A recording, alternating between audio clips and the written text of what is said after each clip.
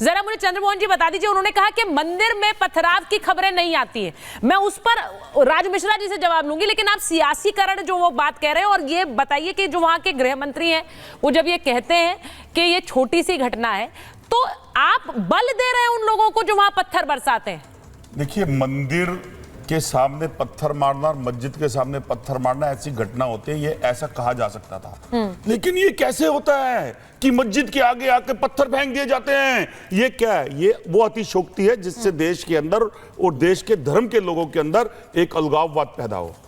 अगर एक व्यक्ति चुना हुआ और या एक नुमाइंदा जो डिबेट में आए और उसी चीज को बड़ा करने की कोशिश करे, ये क्या साबित करता है? गुरु प्रकाश जी ने क्या बात कही? गुरु प्रकाश जी ये कह रहे हैं कि हम संविधान की बात करते हैं, तो संविधान विरोधी बात कौन करता था? आप करते थे। आपके रहते हो अगर इस देश का हिंदू सुरक्षित नहीं है, तो आपने तो ये कहा था 2014 के अंदर देश की सरकार आएगी, हिंदू सुरक्षित होंगे। उससे पहले तो किसी सरकारों ने कहा नहीं था कि मुसलमान के कारण हिंदू असुरक्षित है। आपने मुद्दा उठाया था। तो 10 साल के अंदर आपकी सरकार होते और ऐसे हमारे विद्वान प्रवक्ता जब आ जाते हैं और वो एक इतनी बात को अतिशयोक्ति की तरह कर देते हैं और उस अतिशयोक्ति का अच्छा, ये इंटरेस्टिंग है होने के बाद एक मिनट बोलिए वापस उस अतिशयोक्ति अलंकार का जो विजन जाता है आम आदमी के पास, वो अपना भाईचारा भूल जाता है। और अगर किसी बात को कंट्रोल करना है, अगर किसी मिनिस्टर ने कहा कि छोटी सी बात है, अगर सरकार उसके ऊपर नजर रखे और उसको कंट्रोल करे और वो मैसेज दूर तक ना जाए, तो वो छोटी हो सकती है। लेकिन एक छोटी तो आपके चंद्रमोहन जी कह रहे हैं कि हिंदू अगर और बजरंगबली और उस पे चली जाए और मंदिर मस्जिद और मकबरे चली जाए, तो फिर छोटी कहां से होगी? नहीं, तो चंद्रमोहन जी आप ये कह रहे हैं कि हिंदू खतरे में है और हिंदू को हम सुरक्षा देंगे, ये बीजेपी कह रही थी, तो फिर बीजेपी की जिम्मेदारी है कि वही सुरक्षा दे। कर्नाटक में अगर उसकी सरकार नहीं है तो हम सुरक्षा नहीं देंगे। झूठ बोलती थी बीजेपी, झूठ बोलते थे देश का नेतृत्व। गुरु प्रकाश जी को लीजिए स्क्रीन पर। हिंदू भी सुरक्षित थे, मुसलमान भी सुरक्षित थे, सिख भी सुरक्षित थे, ईसाई भी सुरक्षित थे। कुछ वारदातें हुई, मैं मानता हूं, लेकिन उससे देश का भाईचारा, उससे देश नहीं विखंडित हुआ। आज जो प्रश्न खड़े होते हैं, उसकी ओट के अंदर भाजपा और हमारे देश के प्रधानमंत्री को बाहर के मुल्कों पर जाकर कहना पड़ता है कि देश के मुसलमान सुधर नहीं रहे और बाहर के मुसलमान सुधर रहे हैं। और अच्छा, यहीं पर उन्हीं के मैं गुरु प्रकाश जी वो सीधे आप पर हमला कर रहे हैं। एक विधायक गुरु प्रकाश जी व्यक्ति को, ठीक है चंद्रमोहन जी, किसी धर्म के स्थान पे तो मार देंगे, ये कौन सा बयान है? ठीक है, इसका विरोध क्यों नहीं किया गया देश के प्रधानमंत्री ने? मैं आपके पास वापस आ रही हूँ। गुरु प्रकाश जी इसका जल्दी से जवाब दे दीजिए। वो कह रहे हैं कि हिंदू तो खतरे में, आपने कहा था, इसलिए सुरक्षा भी आपको देनी थी, आप दे नहीं पा रहे। जल्दी से इसका जवाब दे दीजिए।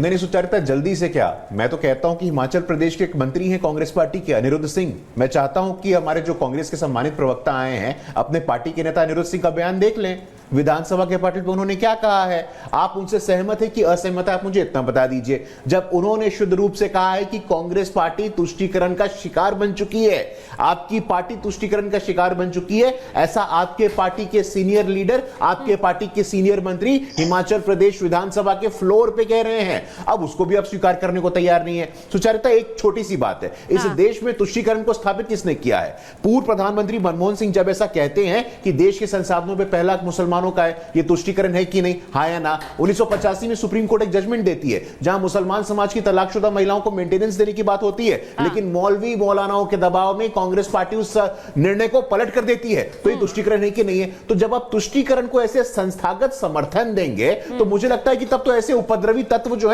जो अपराधी तत्व, उनको इंकरेजमेंट मिलता है, वो और उसे सशक्त होते हैं। तो कांग्रेस पार्टी ने आज दूध का दूध पानी का पानी कर देना चाहिए। आप तुष्टीकरण के सपोर्टर हैं, आप तुष्टीकरण के सपोर्टर नहीं है। और ये हिंसा की बात करते हैं, बड़ा पेड़ गिरता है, बड़ा वृक्ष गिरता है, धरती हिलती है। 2000 से ज्यादा हमारे सिख भाई और बहन मारे गए थे, टायर लगा के जला दिया गया था। आपको कोई नैतिक अधिकार, कोई मॉरल राइट नहीं है कम से कम भाषण देने का कि हमारे यहां पे शांति व्यवस्था थी। आप लोगों ने जल्दी से जवाब देना चाह रहे हैं। आपको जवाब देना चाह रहे हैं गुरु प्रकाश जी, जल्दी से बोलिए, उसके बाद मैं इनके पास जाऊं। गुरु प्रकाश जी सुन लीजिए, फिर मैंने बीच में इंटरप्ट नहीं किया। जल्दी। देखिए, विषय कहां पर आ गया आपने, जरा सी बत्ती लगी, आपने बिल्कुल चिंगारी की तरह जला के दिखा दिया। हमारे एक नेता जो आपकी पार्टी में गया, आपके पास जाते ही बयान बदल गए, और कैसे जैसी संगत वैसी रंगत। मारवा दिल्ली का नेता, क्या बयान दिया उन्होंने राहुल गांधी के प्रति? आपके किसी नेता का खंडन आया उस बात के ऊपर? नहीं आया।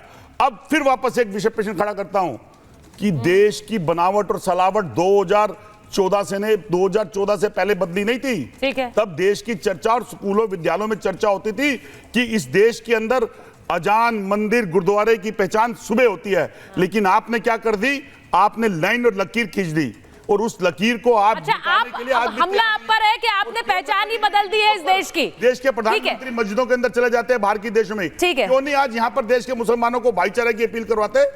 और आपने हिमाचल की बात करी थी, बिल्कुल कानून नहीं, पर अगर एक मिनट चंद्रमोहन जी, आप एक बात बताइए, आप कह रहे हैं कि बाहर के मस्जिदों में जाते हैं तो वहां से भी तो एक संदेश है। मैं इसलिए पूछ रही हूं क्योंकि जब बात होती है और जब कौमी एकता की बात होती है तो यहाँ का मुसलमान वहां के मुसलमान के साथ भी खड़ा है। तो यहाँ पे प्रधानमंत्री अगर बाहर के मस्जिद में भी जा रहे हैं तो ये देखा जाएगा वहां वाला मस्जिद है, यहाँ वाला मस्जिद नहीं है। मैं सिर्फ पूछ रही हूँ क्योंकि ये एकता तो देखी जाती है। एक मिनट राज मिश्रा जी, एक मिनट, भाजपा की एक सेकंड, मैं फैज खान जी और हाजी साहब के पास जाऊंगी, उससे पहले राज मिश्रा जी आप बता दीजिए, ये बार बार हिंदू त्योहारों पर जिस तरह से पत्थरबाजी हो रही है, हाल के दिनों में जिस तरह हमने देखा कई जगह हुई, ये बार बार आपको लगता है एक पैटर्न है, एक मोटिवेटेड है, या फिर एक नफरती टूल बन गया है? अब लोग जिस तरह से जुलूस निकलता है, विसर्जन होता है और कुछ लोग आकर उसमें उपद्रव मचाने की मंशा से पहुंच जाते हैं। सुचरिता जी, आज दो चीजें रही है। मैंने आज एक बांग्लादेश के बारे में भी एक चीज पढ़ा है। बांग्लादेश में स्पष्ट रूप से यह कहा गया है कि जो वहां का अल्पसंख्यक समुदाय है, वो गणेश पूजा में 5 मिनट पहले नमाज से अपने साउंड को बंद कर देगा। ये बाकायदा बांग्लादेश के अल्पसंख्यक के लिए कल ही एडवाइजरी जारी कर दी गई है। और नमाज के वैसे साउंड तेज बजाएगा ही नहीं, और नमाज के 10 मिनट बाद ही अपने साउंड ऑन कर सकता है। यह बाकायदा बांग्लादेश के अल्पसंख्यक के लिए एडवाइजरी जारी की गई है। हमारे देश का अल्पसंख्यक बड़े मजे में है। हमारे देश का अल्पसंख्यक पत्थर भी मारता है हमारे हर एक पूजा पर, और फिर कहता है ये पॉलिटिकली मोटिवेटेड है। भाई, पॉलिटिकल लोग ला करके आप बीजेपी पर आरोप लगा रहे होंगे, सिंपल सी बात है। बीजेपी वाले आपके मस्जिदों पर लाकर पत्थर रख जाते हैं, बोरी बोरी। हाँ, बीजेपी वाले आपके घरों में ला करके पत्थर रख जाते हैं। जब भी कोई त्योहार हमारा होता है तो ये परिस्थितियां देखने को मिलती है। लेकिन एक बात बता दूं सुचरिता जी, ये बात जो आज हम संविधान की बात करें, बाबा भीमराव साहब अंबेडकर की बात कर रहे हैं, वाक्य में 1945 में उनको चिंता थी इस बात की कि ये भारत के अंदर होने वाला है। उन्होंने एक किताब लिखी थी, द पार्टीशन ऑफ इंडिया, 1945 के अंतर्गत बाबा भीमराव अंबेडकर साहब ने लिखी थी। पेज 297, 298, 337 उठाकर पढ़ लीजिएगा। उन्होंने स्पष्ट रूप से वहां पर मेंशन किया था कि भारत का मुसलमान भारत को दारुल इस्लाम नहीं मानता है, दारुल हर्ब मानता है। और दारुल इस्लाम और दारुल हर्ब के अंदर फर्क है। दारुल इस्लाम का तात्पर्य है कि इस्लाम का घर, और दारुल हर्ब का मतलब है युद्ध का घर। तो भारत का मुसलमान हमेशा भारत को युद्ध का घर मानेगा, और यहां वो जिहाद के लिए पूरी तरह से तैयार रहेगा।